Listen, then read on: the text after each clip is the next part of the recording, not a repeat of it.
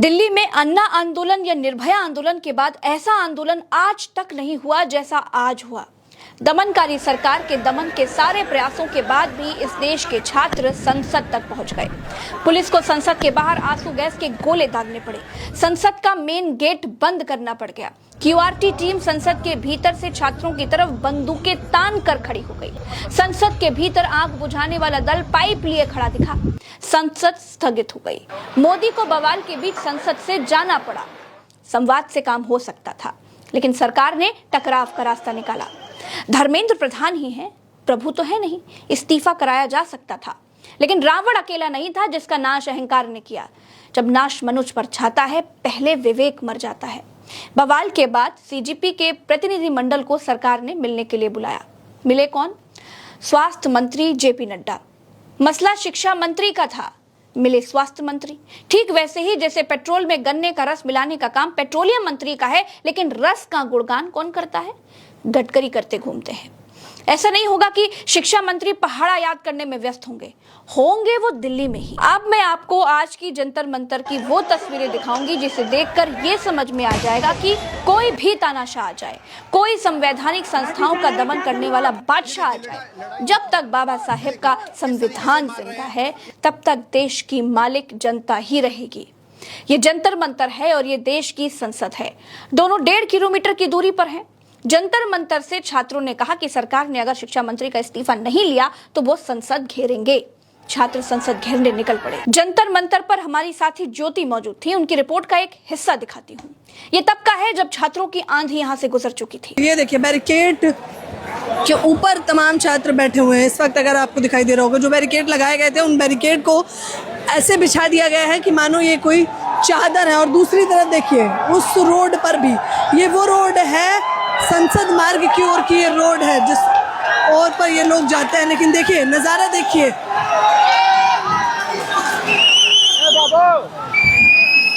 दिखाइए कैमरामैन ऊपर की तस्वीरें अगर आप दिखा सके।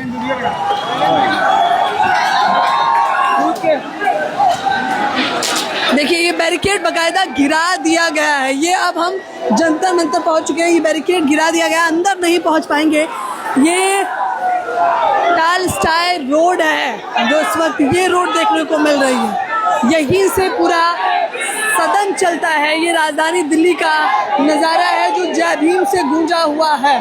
छात्रों ने घरों से कदम बाहर निकाले तो पुलिस ने बंदूकें और लाठियां बाहर निकाली। सोनम सर के वाइफ के बाल खींचकर घसीट कर लेकर जा रही है पुलिस उन्हें। जंतर मंतर पर छात्रों पर दमनकारी सरकार की लाठीचार्ज की ये 4 तस्वीरें देखिए, जहां पुलिस निहत्थे लोगों के ऊपर लाठियां चलाते हुए दिखाई दे रही है।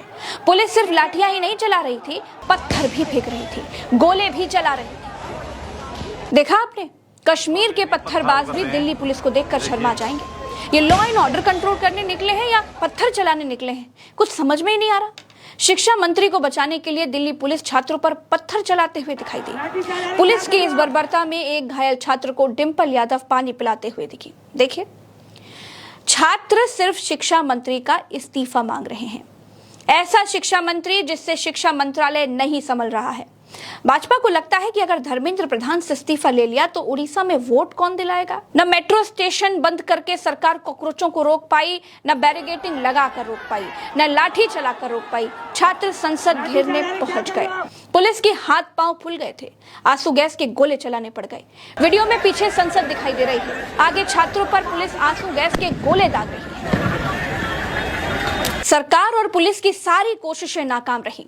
छात्र संसद भवन को घेरने के लिए पहुंच गए। इतनी भीड़ जंतर मंतर पर पहुंच गई कि पैर रखने के लिए जगह नहीं बची थी। छात्रों को उठाकर जेल में डालने के लिए पुलिस जो बस लेकर के आई थी, छात्र उसी बस पर चढ़ गए। कॉकरोचों के समंदर में वो बस भी डूब गई। दोस्तों, जंतर मंतर पर छात्रों के सैलाब को लाठी फटकार कर डरापना प्रधानमंत्री की पुलिस के बूते से बाहर हो गया। छात्रों ने कई बैरिकेडिंग तोड़ दी, मेट्रो स्टेशन की बैरिकेडिंग लांघ गए, संसद तक पहुंच गए। लेकिन जिस जेनजी को नकारा और कॉकरोच कहा गया, उसने अपने इरादे आज जाहिर कर दिए। सिर्फ छात्र ही नहीं, प्रधानमंत्री की पुलिस संजय सिंह, मनीष सिसोदिया, आतिशी को भी नहीं रोक पाई।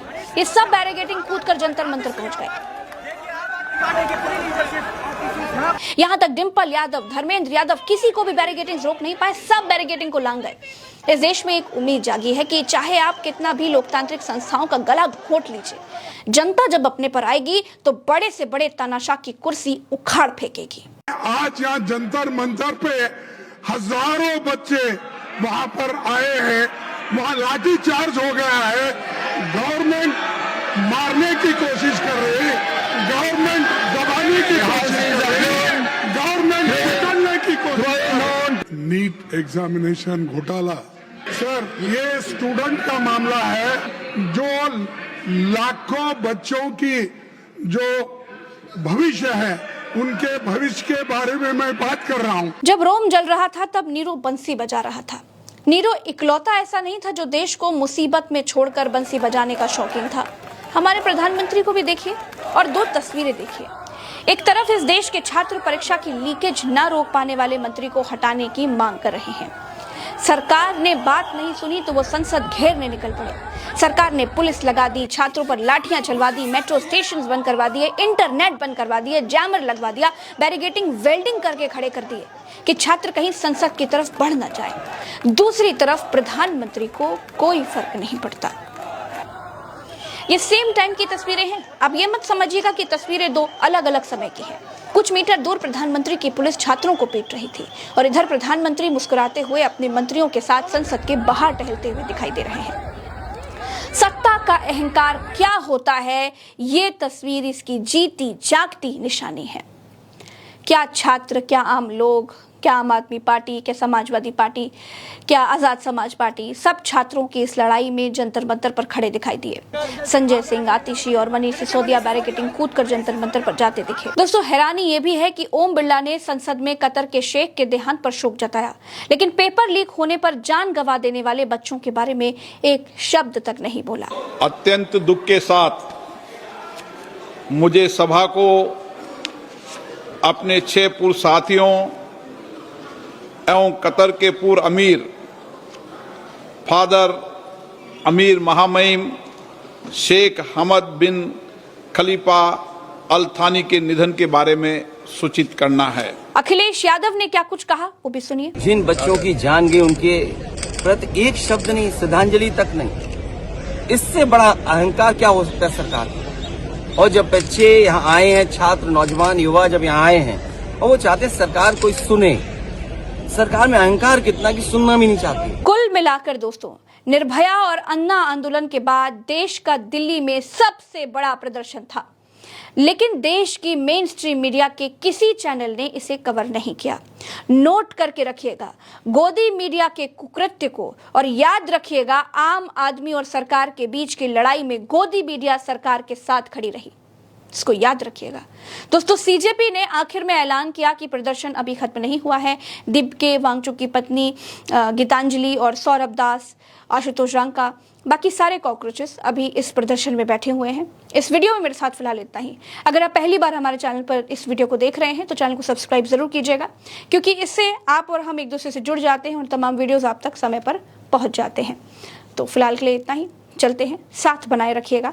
राम राम, दुआ सलाम, जय हिंद।